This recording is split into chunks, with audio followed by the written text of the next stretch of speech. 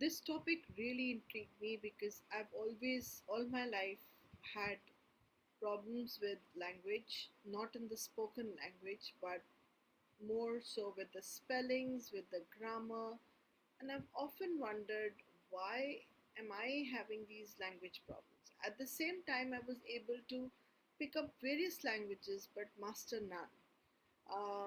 So I could speak them. Pronunciations were always an issue.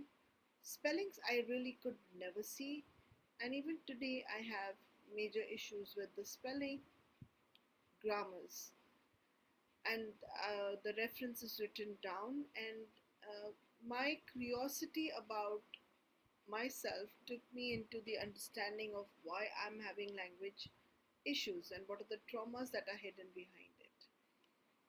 So I realized that I've always said this, and people laughed at me. Hey, you've educated yourself so much. Why are you even saying it? But I did have reading problem, and if I was to hear something that I would retain properly. But if I have to read big text, I get overwhelmed. I can't.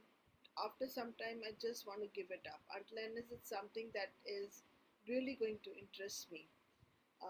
For the longest, I liked cartoons more than anything else because there was less to read. So I believe that reading problems are connected with, mother, father, grandmother, grandfather, if they have experienced any stress while reading at decision-making moments. And I asked my mother, did anything happen? Mom, did anything happen which, which could have been a problem? And she said to me that your grandmother asked me to read prayers while I was delivering you, and I couldn't read because I was in so much of pain. And I kept thinking, ki, I cannot read this. I cannot read. This is too much for me. And it's so interesting that I've probably picked up that conflict at birth, that this is too much for me to read. This is too long, too much. I will not be able to do it. Grammar problems, according to Mr. Hoffman, are linked with father, authority, order, law, and police. Now, because I was separated from my parents very, very young, I was like 6 years of age, and I hardly saw my father, authority, order, law, or any kind of enforcement done on me. In fact, I was an absolute free bird because my grandparents often couldn't say anything to me. So I didn't understand somebody giving me orders or telling me what to do. I understood better if somebody spoke to me sweetly than I would do. If somebody was to going out of their way to show their authority, I feel as if they're fingering me. So a child like me who couldn't understand grammar and have issues with it even today. There could be two reasons for it. For absolute reason that in the my native place where I was studying, I had more of Hindi and Punjabi, and I didn't have language like English other than in school, where nobody really spoke it, and what are the law and authority required, I had no idea. And yet, when I looked at Mr. Hoffman's um, research, I loved it because I understood that I did not accept anyone's authority. And my forefathers, my ancestors, being in the business world, for them, law and order was something that you had to turn around and not speak. Also, of late, I've realized that my family does not like writing messages and sending it across. It's like they're scared that it will be recorded, to become like a legal document, and so there is more of hiding than showing, and all this contributes at certain subconscious level with my grammar problems. Spelling is another thing, and I've always joked. So let's understand. Grammar is about, obviously, as I said before, it's about law and order and putting things in the proper place.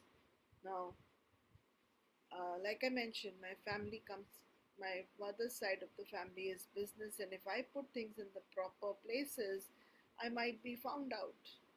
So, uh, sorry, but that doesn't happen. And I've often said this, I will not send a message to you. I'm very difficult at sending messages. Most of my messages are hugs, love, and left at that. It's almost like I'm scared to write that if someone reads that message, they might misread it and not understand what is the relationship that I have with the person. And yet, I was laughing yesterday that most of our messages end with hugs, love. And if someone was to read that, and if I'm sending that hugs and loves and kisses to a man on the other side, it still may be misread. So it's almost coming from I want, in my mind, I want people to put me in a proper place and not put me out of the context. And so my relationship with people gets reflected in the grammatical problem. Words, which was fascinating for me, stands for people. And a child like me who was having problem, because most, like if there's a word called language, I will not understand that the A has to come first or U has to come first. The problem with the words and putting them in the right place is like their rank or where they stand in the family is not very clear. First of all, my mom was second born, but she was considered the firstborn all her life because uh, she was the first surviving kid, but she never behaved like the first surviving kid.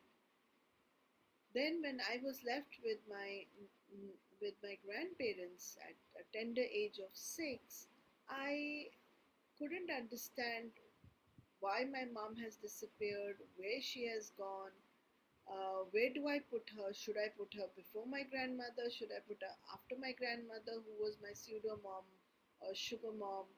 Um, and then I had another mother figure, that's my aunt, because my uncle had my mom's brother had just got married.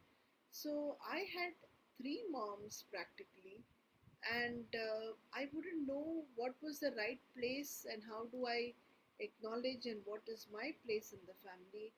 And I often say this, nobody asked me that, do you really want to go back to your mom? It was almost like, oh, we can't take care of you. Now you're a problem child, and we need to send you back to your mom so that she can tame you or take care of you. And it's almost like now we are putting you in a proper place. So, words for me has always been confusing because I have never understood where I stand in my life. Sentences together are about families. So words are about people standing, and sentences are about families.